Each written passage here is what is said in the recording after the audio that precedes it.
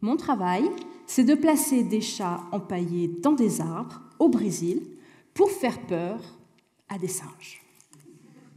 Oui, on me paye pour ça. Bon, je peux aussi vous présenter ma thèse de façon plus officielle.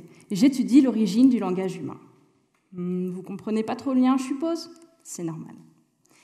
J'étudie le singe Titi, un petit singe du Brésil, encore assez méconnu du public. Ce singe a une douzaine de cris répertoriés, du petit cri d'oiseau au puissant cri territorial qui s'entend à plus de 1 km et que non, je ne vous imiterai pas ce soir. Cette diversité de cris en fait son originalité.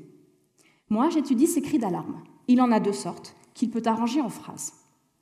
Avant que je commence ma thèse, des chercheurs de notre équipe avaient placé différents types de prédateurs empaillés, soit au sol, soit dans les arbres.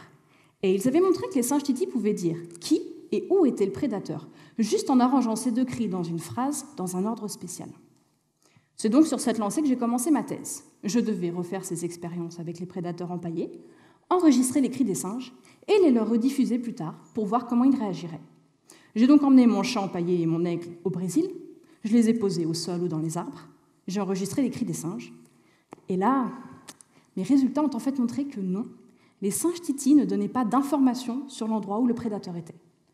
J'ai donc commencé ma thèse en disant que non, je n'étais pas d'accord avec les célèbres résultats précédents. Bon, ils ont été gentils avec moi, ils m'ont gardé. Les résultats de ma thèse, donc qu'est-ce que les singes disent quand ils voient un prédateur et comment les autres singes comprennent ces informations, vont nous donner beaucoup d'éléments pour comprendre l'évolution du langage au fil du temps. Oui, je compare les capacités linguistiques de l'homme à celles du singe Titi, afin de comprendre comment le langage a évolué au fil du temps. Donc. Mais c'est courant. Ça fait très longtemps que des chercheurs étudient les cris des singes, des primates très proches de nous, notamment les singes et les grands singes d'Afrique et d'Asie. L'originalité de ma thèse, c'est justement de travailler sur une espèce de primate beaucoup plus éloignée de nous, les singes d'Amérique. Pas l'Amérique de Trump, hein, non, plus au sud, au-delà du mur. Nos 2 lignées auraient divergé il y a 43 millions d'années. Ça veut dire que lorsqu'on trouve chez un singe Titi une capacité vocale similaire à celle d'un humain, notre ancêtre d'il y a 43 millions d'années l'avait sûrement déjà. Incroyable, hein? Et à quoi ça sert, me direz-vous? Eh bien, lorsque je compare les cris des singes au langage humain, je fais une plongée dans l'histoire de l'humanité. Mais c'est une histoire lointaine, encore plus loin que les pyramides, encore plus loin que les hommes préhistoriques. C'est une plongée dans l'histoire de l'homme avant qu'il soit homme.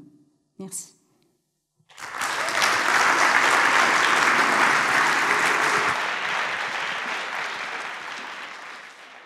Mélissa Berthet.